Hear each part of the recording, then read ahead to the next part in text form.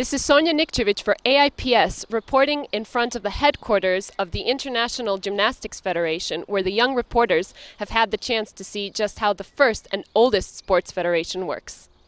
One of the main discussions in gymnastics is the age of gymnasts and whether young gymnasts are going into the sport at too young an age. What do you think about this? Let's have a look to the past. In the 50s, the years was 14 to compete in international level. It was increased to 15 and today it's 16.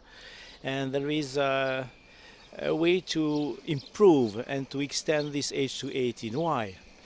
It's a question of artistry somewhere, because when you see a gymnast with 16 performing on a floor exercise, you will see the difference between this 16 years old gymnast and a 19, which is a young woman and no longer only a young gymnast. And can you tell us about some of the other issues that exist in the world of gymnastics? Oh, there is different kind of issues. One of the main issues we have to take care today is the quality of the judging, is the development and the future of the artistry in the different kind of disciplines. We expect from the coaches and from gymnasts more artistry and somewhere less acrobatic, which could be dangerous and which is not correspond to the title of the discipline, which is artistic gymnastics. There was also the issue of anorexia, and what do you have to say about this?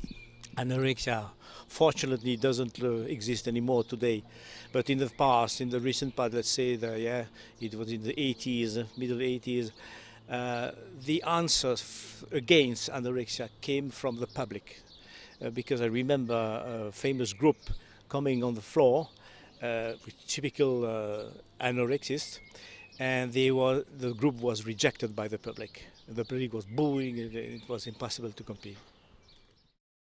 FIG has put a lot of importance on the relationship between the association and journalists, and what has been done to improve this relationship? Now you have to take into account and not to forget that we are working for and not against the press, which is the first thing I can tell you. And then you have to go into the shoes of the journalists, what they expect from me as a representative from the federation. So we improve every day the working condition we can deliver and offer to the journalist. And we have we have made some decisions in the recent years. For example, we opened the doors of the training halls prior to the competition, which is wonderful because nothing happened the week prior the competition starts.